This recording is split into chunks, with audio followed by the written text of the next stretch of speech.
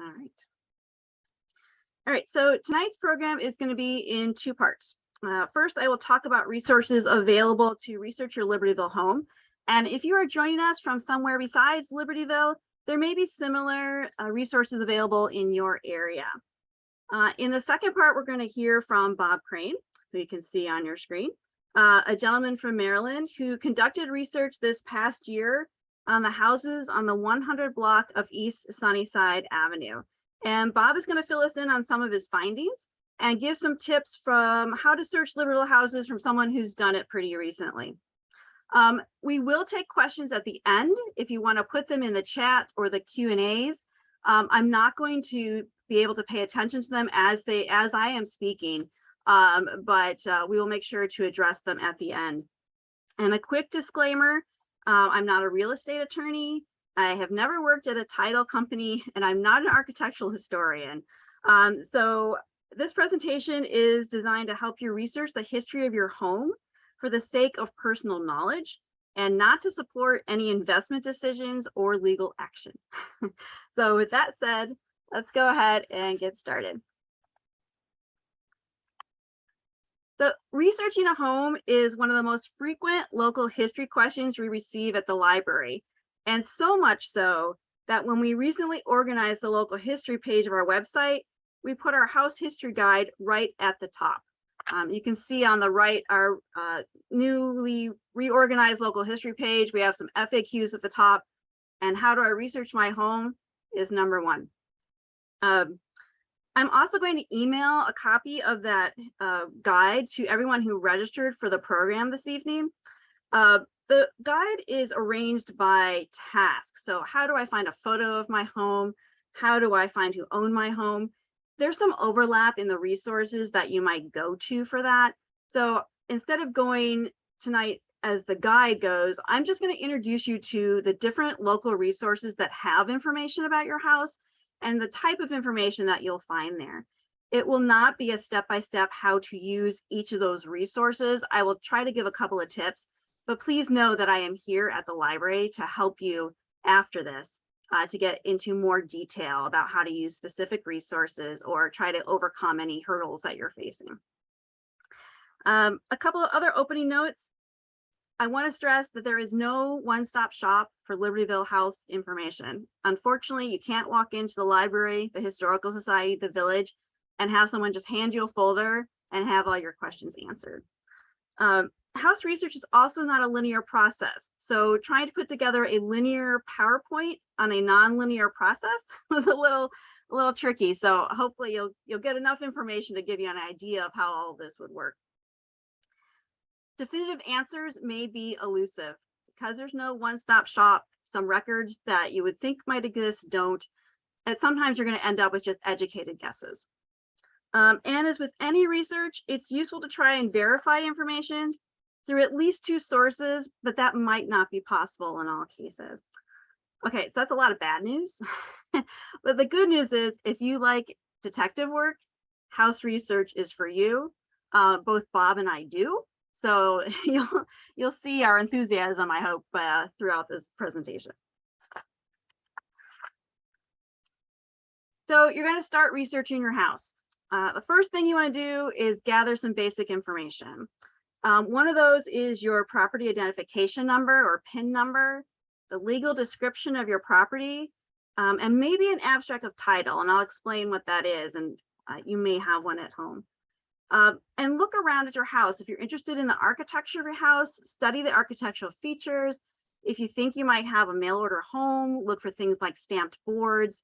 And I'll give you some resources later that will help you with that type of identification. And talk to your neighbors. Talk to neighbors who have lived on the street for a while. Who do they remember living in your house? When do they remember changes happening to your house? And you'll find this is a recurring theme. Don't necessarily believe all of it, even the printed materials that we'll go through. I saw a good quote from a house historian named Betsy J. Green, and she said, "It takes just one person who misunderstands something or gets something mixed up to get a story passed on through the years as though it were gospel." So again, great starting points, but you might want to try and verify it in another source if you can. So you can find your PIN number and your legal description in your property deed or in your tax bill. If you don't have easy access to that, there's a couple of places that you can go and get it. Number one, you can go to the Libertyville Township Assessor. They have a website, imslake.org, which gives the current characteristics of your house, including, as you can see, the parcel number is that number that starts with 11. A somewhat current photograph. Now I've linked this out because I'm using my house as an example here tonight, and I'm trying to give myself a little bit of privacy, but you can figure out where I live if you want to. And then this will also have year built and effective year. Big warning on the year built from the Township Assessor's Office. This is based on a door-to-door survey conducted in the 1970s. So it is oftentimes an estimate by the person who lived in the house at that time, which may not be the person who had the house built or lived in it originally. I found recently in some reading I've been doing that is not unusual in township assessments, not just Libertyville, but kind of in general. So take the date on the Township Assessor site with a grain of salt. You'll also see something called effective date. That's generally when some major addition happened to your house that mattered to the tax assessor. In any case, if you have any questions about the information that is on the Township Assessor's website, call them. They are super friendly and open to either phone or in-person inquiries. I want to show you a little bit more information that you can get through the Township Assessor's page. If you scroll down to the bottom of this page, you'll see a link to tax bill information. And if you're to click on that, it's going to take you out to the Chief Assessor's Office of Lake County. I mentioned we got your PIN already on the township site. They don't have the legal description on that site, and I don't know why, but you can get the legal description from the county site. You can see that highlighted here. Generally, the legal description of your property, if you're on the in-town site, will have the name of your subdivision and also a lot number, perhaps a block number if your subdivision has more than one block. You can click around on the Lake County site to find other information, but I have been told that there can be a delay between the assessor's office in Libertyville and when that information is put up on the Lake County Assessor's site. So if you're looking for current information about your house, always go to the Libertyville Township Assessor first. And if you're local, here's their office. They're up on Merrill Court. Another good reason to go to the Township Assessor is that they may have more information in offline files than you can access through that online site. They do have ownership information back into, say, the 1970s or 1980s. They will have a record of major renovations. Again, those things that affected the assessment, not necessarily every permit that's been pulled on your house. We'll talk about how to find that information in just a minute. They also usually have a photograph of your house attached to your property assessment card, and that isn't necessarily online. It can be a historical photo. The oldest ones that I've seen are from the 1960s. And again, any questions about Township Assessor information, contact the assessor's office. They're happy to help. All right, so I said the Township Assessor may have information on some of the permits if it affected the tax assessment of your property, but all other building permits are going to be on file at the Building Division in the Village of Libertyville. Now, this is for building permits for properties within the village limits. Now, building permits were first required in the town in 1926, but the records at the Building Division only go back to about 1950. So if your house was built after 1950, you might be able to verify the build date. The original build permit might be there. Perhaps it might have an architect on it. It might list the builder on it. If you're really lucky, maybe there'd be some plans there. Otherwise, their files should have records of all the permits that have been pulled on your house since your house was built, depending on when it was. You can see the building division is in the community development department, which is in the Schertz building, which is down on East Cook Avenue, pictured here. And this lovely picture of Kristen perusing the files that they have. Kristen is the main desk person there, and she would be happy to help you access your house file at the building division. If you're in unincorporated Libertyville, your building permits are handled by the Lake County Building Department. They are up on Winchester Road in that Lake County Permits facility. Their records only go back to 2006, but you can contact them to find out how to get access to that information.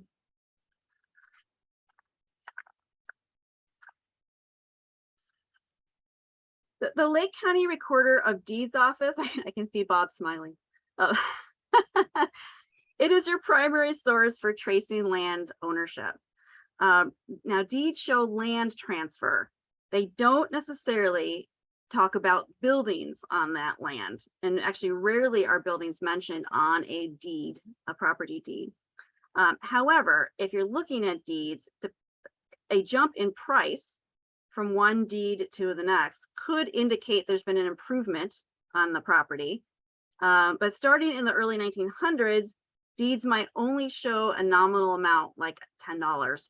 And that's not generally the sale price. It's I don't know if it's a filing fee or what that number is, but it doesn't mean that the house was $10.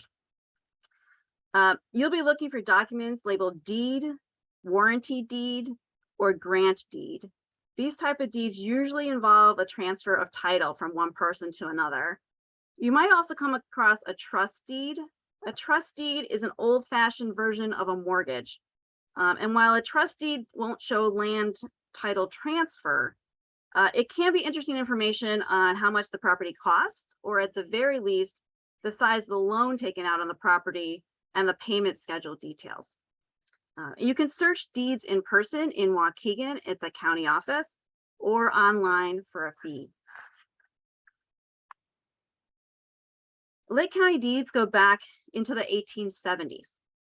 If you're searching the Recorder of Deeds database online, you're going to start with your PIN number. That's why I had you look it up earlier, and work backwards from you as far back as you can find. If you do a PIN search on the Recorder of Deeds online site, you're going to pull documents back into the 1980s in one search. But older than 1980, you're going to have to work through their online index books in a grantor grantee index like the one shown here. A grantor is the seller, a grantee is the property buyer. So if you know who lives in a house, you can search them as a grantee to find who sold them the house, take that name, search them as a grantee to see who sold them the house, and so far, working back as far as you can go. It is a lot of work. It's not always straightforward. You can get the hang of it once you get into it. And I think Bob might have stuff to say later about the Lake County Recorder of Deeds website.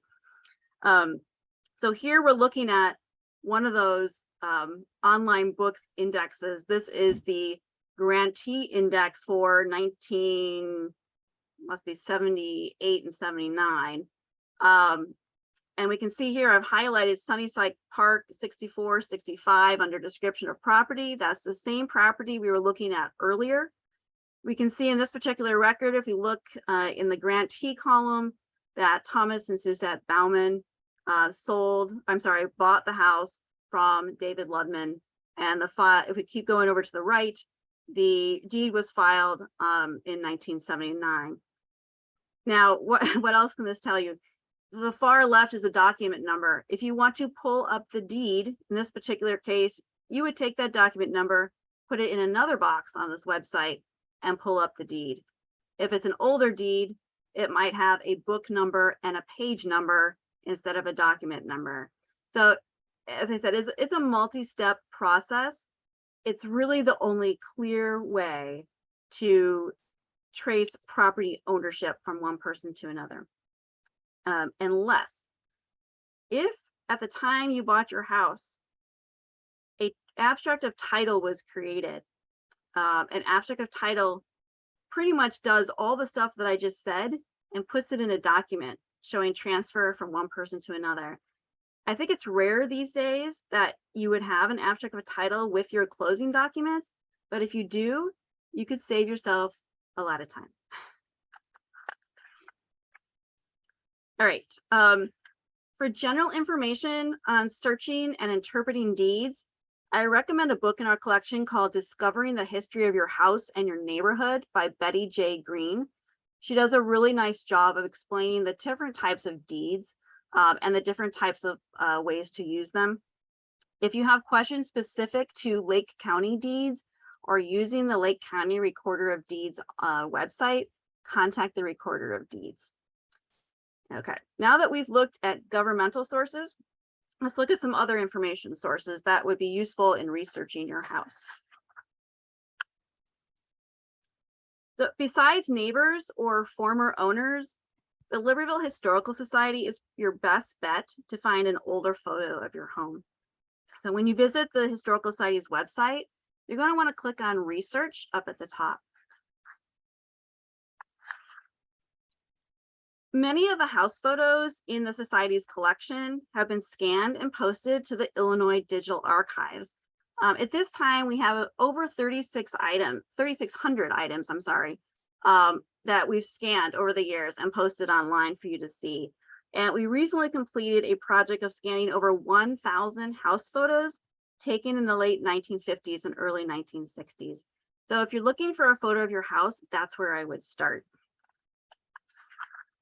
Once you're on the Libertyville History Collection of the Illinois Digital Archives, and I should say this is not just houses, I'm focusing on houses tonight, but there's many postcards and pictures of Libertyville throughout the years that's available here as well. But if you are searching for a house, I recommend just searching on the street name. So in this case, I searched on Burdick, and it brought every house or anything that's in this collection with the word Burdick in it. And why that might be useful, a couple of things. It could be Burdick Street on one entry. Maybe it was called Burdick Avenue on another entry if we weren't consistent when it was entered. Potentially a house number could have changed over the years. And the other thing is if we have a street view of Burdick, but we're unable to identify individual house numbers, you might see your house in this street view. But if you had searched on your specific address, you might not have brought that up. So the tip is to search on just a street name in the Illinois Digital Archives. If you don't find your house here, contact the Historical Society. We haven't scanned everything in the collection, and our archivist can search the collection and see if we have a house photo anywhere else. In general, the Society does not have any historical records for houses. We do have some real estate listings, paper real estate listings. We have some early abstracts of title, but other than that, we don't have the old building permits or anything like that. However, in this process, once you have identified owners, come back to the Historical Society because we may have a family file. We might be able to tell you if that family owned a business, and maybe we have a business file. So think about the Historical Society in two different ways, from a specific to your house and then also to the people that lived in your house.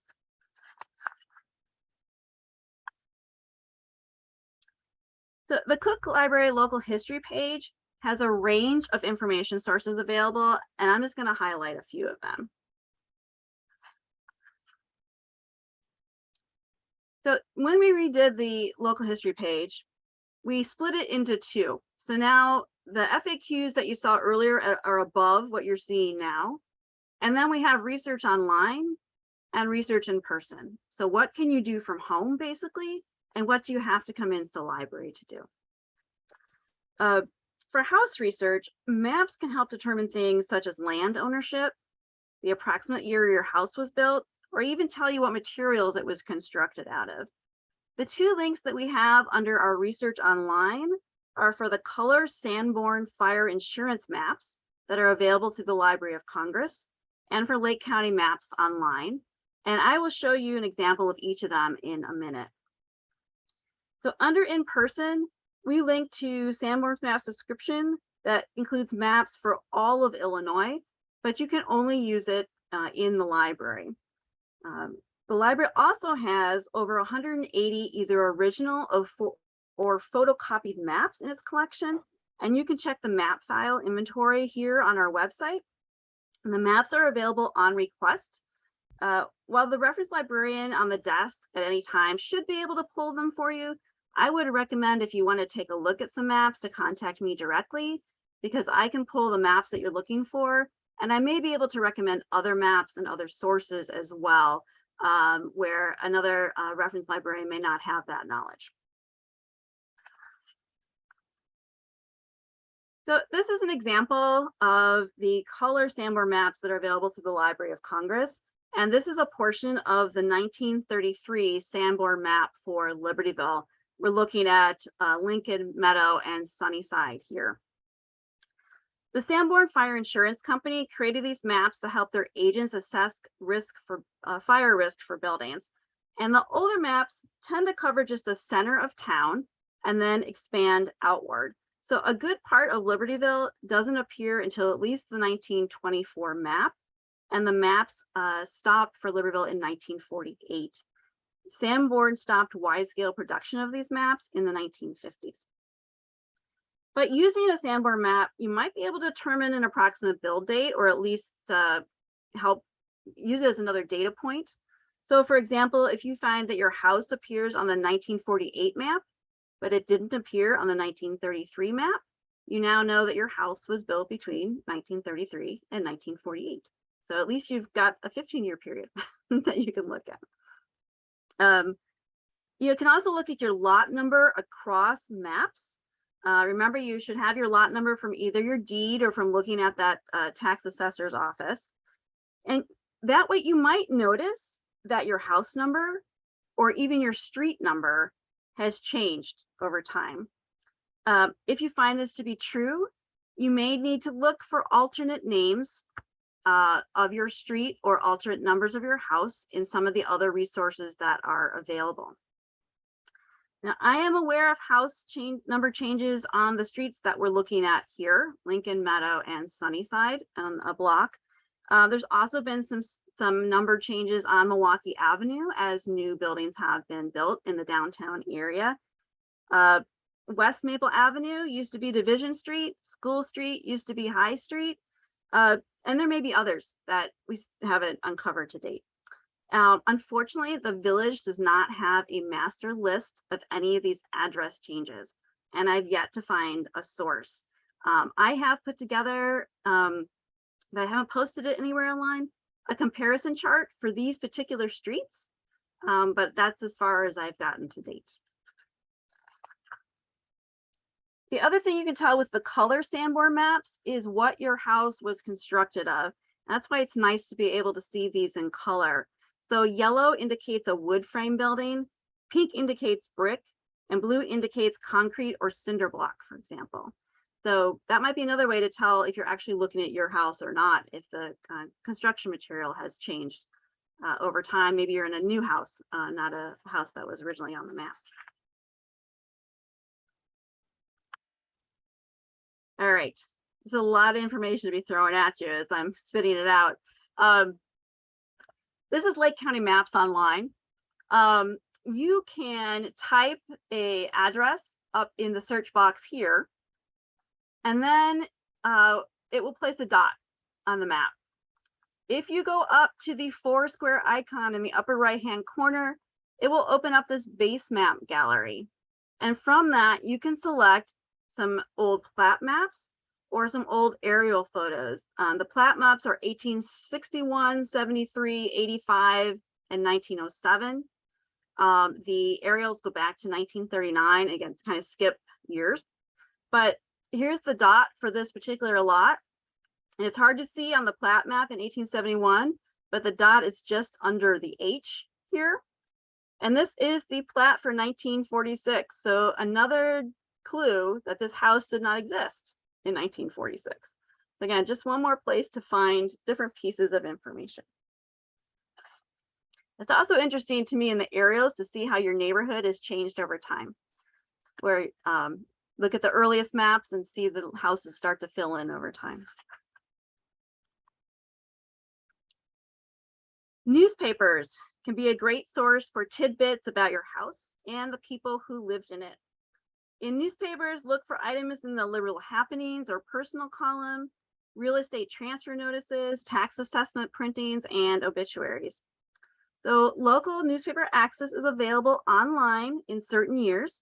The library has digitized 1894 to 1926, and that is available to anyone, anywhere. You do not have to be a Cook Library patron to access that. Within the last year or so, the Libertyville papers have been added to newspapers.com, and the Cook Library got a subscription to newspapers.com when that happened. Newspapers.com can be available as a personal subscription if you choose to pay for it by yourself. If you want to use the library's access, you do have to have a Cook Library card for access outside the library. Anyone is able to come into the library and use that resources within our walls. You can also access the obituary index online as well. You can click through to the obituaries for anything up to 1926.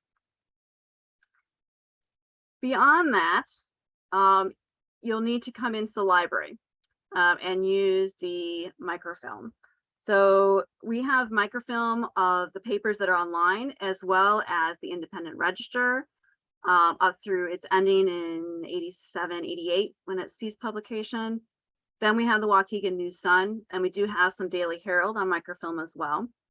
We also have bound volumes of the Libertyville Review for the 80s, 90s, and the beginning of the 2000s. Those are in the lower level of the library. Unfortunately, there is no index to the newspapers past 1932, and that was all done by a volunteer, and we haven't had anyone pick up the job since then. So if you need to look through the microfilm after 1932, you are going to be scrolling through the microfilm. It's a little needle in a haystack. So any other information that you've obtained prior to that on dates that things happened around your house would help you to narrow your browsing time on the microfilm. I do have a few online search tips for newspapers. You can search by the address, but leave off things like avenue or court. Leave off directionals like north or south. If you're searching for the names of occupants that you know, I would recommend searching by last name only, unless it's a very common name, say, for example, Smith. And if you do that, if it is something like Smith, you may want to search on variations, Charles Edward Smith, C.E. Smith, for example, because you're just never quite sure how it's going to show up in the newspaper.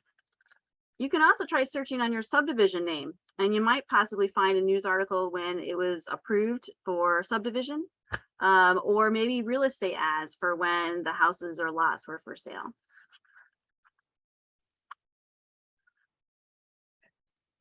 So telephone books are really useful because they establish residency. Deeds will show ownership, but it's always possible that the property owner didn't actually live in the property, that they rented it out. But generally, the people who lived there would have had the telephone in their name. So that will show when someone might have actually been living on a particular property or in that dwelling. Online, we have select years between 1904 and 1959. It's pretty solid between about 1929 and 1959. It's a little spotty in the earlier years of that. And then in person, we have print telephone books, the years that we have already digitized, as well as a handful from the 60s and 70s and on up until the 2010s. The Historical Society does also have telephone books. They have a few that we don't have here at the library. So if you need to fill in a gap, the Historical Society may be able to help there. Now, telephone directories, as we all know, are arranged by last name, which only helps if you know who was living in the house. It doesn't help if you know just the address of the house. There's only two directories that we have that do have address access. One is the 1949 Libertyville Village Directory. The other is the 1951 Libertyville Directory and Street Guide. And in the back of each of those, they'll have pages like the one you see to your right.